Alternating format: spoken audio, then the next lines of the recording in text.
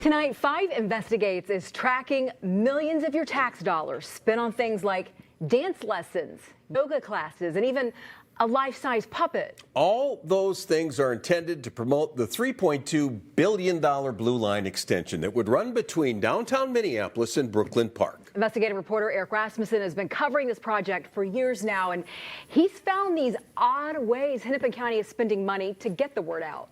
Well, Lindsay, Kevin, Hennepin County says it's all to engage the community about the Blue Line extension. But after we went through every single contract, we had some questions. If you get close up here.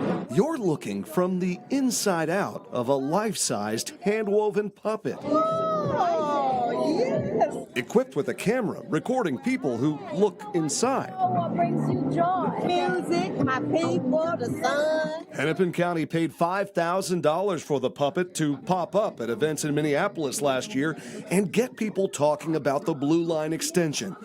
5 Investigates found the contract among more than 80 handed out to promote the project. $2.6 million in all for social media outreach, special events, and surveys.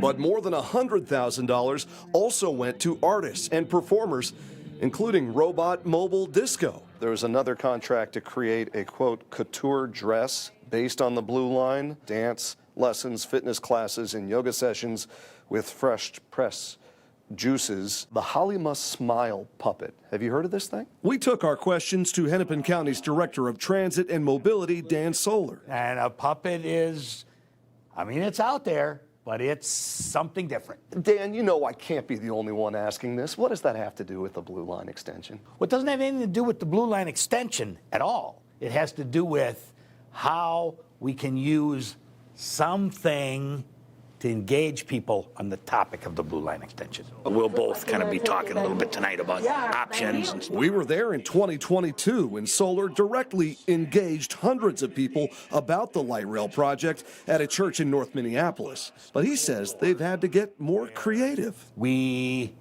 attempted to bring some artists on board to develop some out-of-the-box ideas and ways to engage with people that wouldn't normally just come to a public meeting with a bunch of boards up. Out-of-the-box ideas. Some are going to be more successful than others.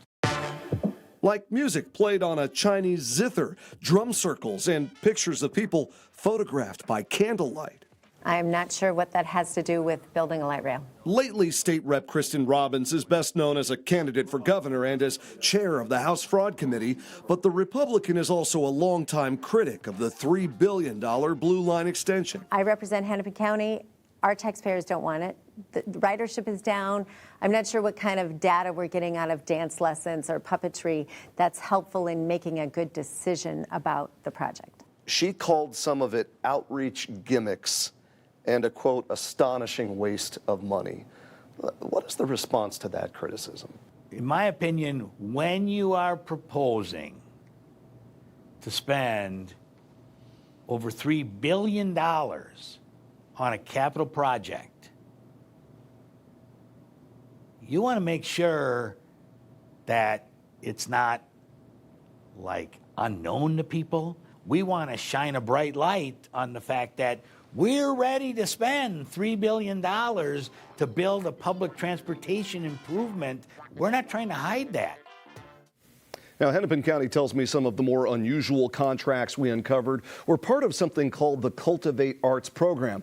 Now they say that is no longer part of their outreach plan, at least for this project. Now, construction on the Blue Line extension expected to happen sometime maybe in 2027, but as we've reported, there are still a lot of questions, one of them about federal funding for this project.